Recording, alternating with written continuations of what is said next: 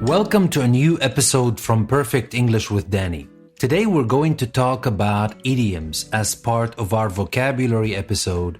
Every time we learn new idioms about different situations, and I thought to myself, and to be honest, I got a couple of questions from people asking about what idioms are. What are idioms? Oh, we keep talking about idioms. Everybody's so fascinated about idioms. But what are they? Idioms is a type of formulaic language. Now, the word formulaic sounds a lot fancy, but actually it comes from formula. And now we're talking about the word formulaic. Maybe I should say that if we use it in other contexts, if we use it in conversation, it means something that is negative. So if you describe a way of saying or doing something as formulaic, you are criticizing it because it is not original and has been used many times before in similar situations.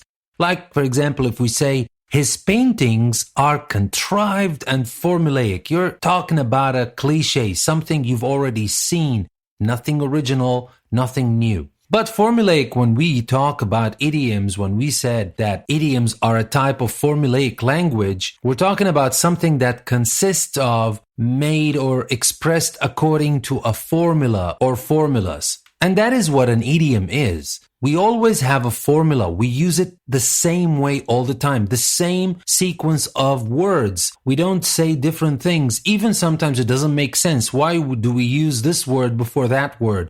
Can't we switch? It's a fixed expression. You don't change it. So formulaic language consists of fixed expressions which you learn and understand as units rather than as individual words. Now, I'll give you some examples of what we mean by formulaic language. Now, formulaic language could be greetings and good wishes, like when we say, hi there, or see you soon, or happy birthday. So why do we say see you soon? Why do we put these words next to each other? Or we say hi there, or we say happy birthday. These are formulas, or as we said, the fancy word, formulaic language, we use to express greetings and good wishes. We also have prepositional phrases. We say at the moment, in a hurry, from time to time. Now, these are fixed expressions we use all the time. Or when we have those sayings, proverbs, and quotations, like when we say it's a small world. Now, why do we say it's a small world, not it's a little world? Nobody says it's a little world. They say it's a small world. We say, for example, don't put all your eggs in one basket.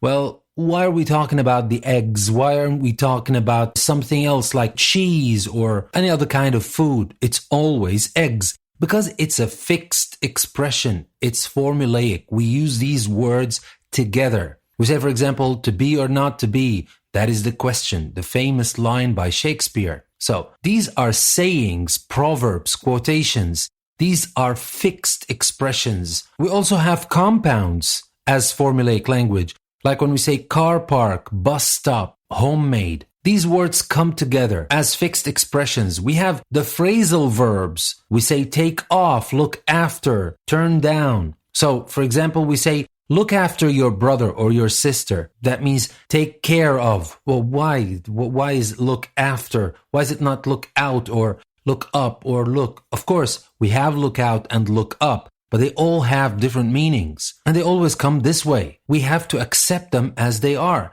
We also have, for the formulaic language, collocations. And these are the words that come together. For example, we use blonde with hair. We say blonde hair. We don't say blonde skin. It might seem logical to some people to use blonde for skin because some people might have this kind of golden skin, but we don't use it. We say fair skin. We say blonde hair. We say deeply disappointed. We use the word deeply with disappointed.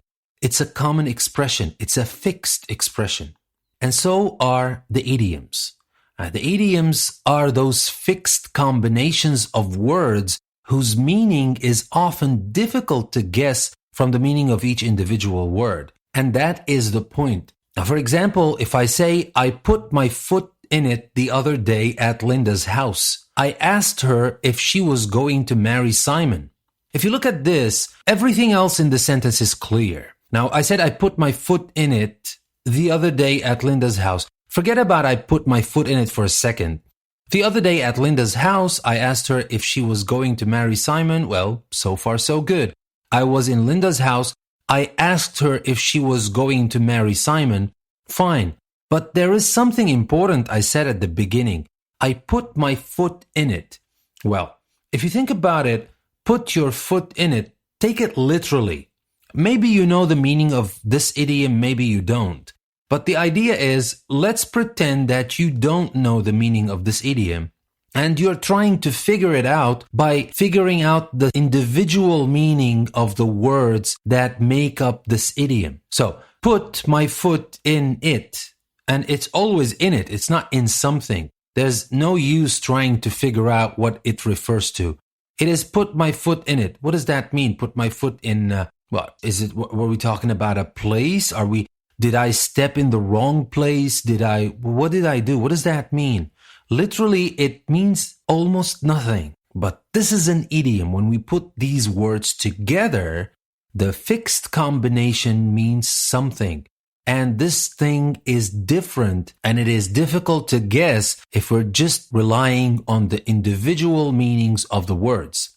Now, if you don't know that, put your foot in it means say something accidentally which upsets or embarrasses people. If you don't know that this is the meaning of put your foot in it, it is difficult to know exactly what the sentence means. It has a non-literal or idiomatic meaning. And this is what we mean by idioms. Idioms are fixed combinations of words whose meaning is often difficult to guess from the meaning of each individual word. Now, if we look at this, put my foot in it, we used a verb, we use an object, and we use a prepositional phrase. So, do idioms always come like this? Or do we have different combinations where we use idioms? Well, actually, idioms are constructed in different ways.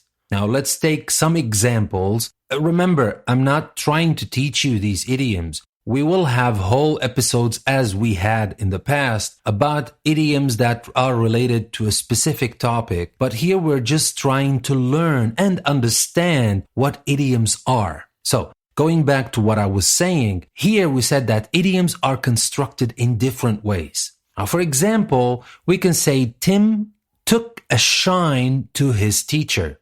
Now, you see here we said took a shine to. We used a verb plus an object plus a preposition. And took a shine to is an idiom, which means immediately liked.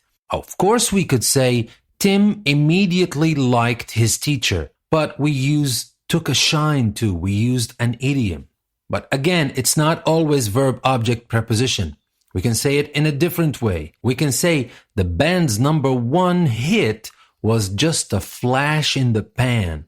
It was something that happens only once. That is the meaning of a flash in the pan. But here, if you notice, a flash in the pan is a noun phrase. We don't have a verb and an object or a preposition, so that is also possible. We can have noun phrases as idioms. Because, again, remember, when we say a flash in the pan, if you take the words individually and if you try to explain what they mean literally, you probably won't get anywhere. What the hell is the meaning of a flash in the pan? Well, what is it?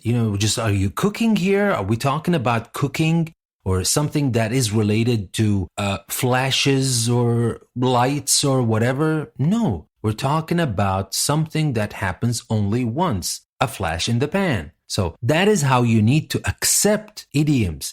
Idioms are not literal. But that's not all. We have more forms of idioms that are different from verb, object, or noun phrase. We can say, little Jimmy has been as quiet as a mouse all day. So when we say as quiet as a mouse, you might have guessed that we're talking about extremely quiet. This is a little bit close to the individual meaning of the word. But what is the form of as quiet as when we use as, adjective as? This is what we call a simile. When we compare something to something else, or when we compare somebody to something else or to another person, we call these similes. In our example here, little Jimmy has been as quiet as a mouse all day. He has been extremely quiet. But that's not all. We can say, for example, and this is a very common saying, I bet you know the meaning of that. We arrived safe and sound. Also here, the meaning of safe and sound is obvious. We're just talking about we arrived safely. Safe and sound. And these are what we call binomial. Safe and sound, black and white, bread and butter, etc. And idioms are often based on everyday things and ideas. For example, the human body. We say, for example, Mark and Ali don't see eye to eye. Now here the expression don't see eye to eye means that they don't agree with each other. So you see, we used eyes, we use human body. So we have talked about what idioms are. We had some examples about idioms. But now we come to a very important question. And that is something people keep asking all the time, especially people who are learning English. How can I use idioms? Okay, I listened to this episode about idioms that talk about the character, how we describe character, and I learned 10, 12, 20 idioms. What should I do? Should I use them all the time? Should I use them in all the conversations that I make? Should I use them when I talk to my manager or just when I talk to my friends? Do we have rules? Or should we say, do we have clear rules about when to use idioms and when not to use idioms? Well, unfortunately, we don't. It's totally up to your good judgment. So you will have to be the judge. In the beginning, you might be using idioms inappropriately to some extent, but don't be afraid. This is the only way you're going to learn.